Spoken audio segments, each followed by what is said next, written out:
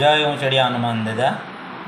એકવાર એક રાજા હોય છે અને રાજાનો રાજકુમાર થોડોક મોટો થઈ ગયો હોય એટલે એ પોતાની બાણ વિદ્યા શીખતો હોય છે।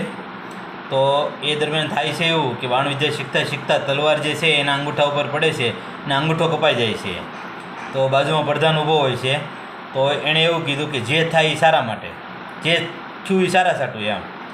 તો રાજા થોડા ગુસ્સે થયા।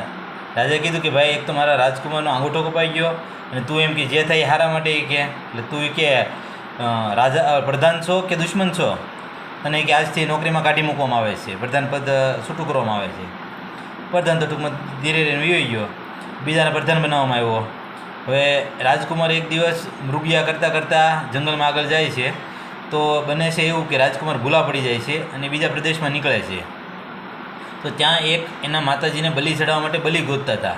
તો રાજકુમાર મળી આવ્યા, તો એણે કીધું કે આવી કુમળી વયની બલિ તો માતાજીને બહુ જ પ્રસન્ન હોય છે। તો બલિ ચડાવવા માટે એને કમ્પ્લીટ તૈયાર કરવામાં આવ્યા અને બધી તૈયારી થઈ ગઈ। ત્યાં એક ભાઈ વૃદ્ધ માણસ એને આ અંગૂઠો કપાઈ ગયેલો ભાળી ગયો।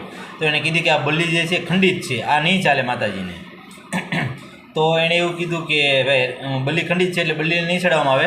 તો એને બદલે પ્રધાન આવ્યા હતો ને, તો પ્રધાનને બલિ ચડાવી જોઈએ કે। તો રાજકુમારને છૂટો કરી દીધો અને પ્રધાનને બલિ ચડાવી દેવામાં આવ્યો। તો પ્રધાન એના પ્રદેશમાં આવ્યો, એના રજવાડામાં આવ્યો અને રાજાને બધી વાત કરી। તો રાજાને તરત થોડો અફસોસ થયો કે પેલો પ્રધાન જે કહેતો હતો કે જે થાય એ સારા માટે, જો આજે આંગળી હાજર હોત, અંગૂઠો કપાણેલો ન હોત, તો રાજકુમારની બલિ ચડાવી દેવામાં આવી હોત। તો એને પ્રધાનની વાત સાચી હતી કે। તો પ્રધાનને બોલાવવામાં આવ્યો। જ્યારે પ્રધાન સભામાં હાજર થયો, તો ત્યાં એણે કીધું કે પ્રધાન, તમે જે આ કીધું એ અત્યારે તમને ગળે ઉતરી છે કે આ વાત સાચી છે એમ।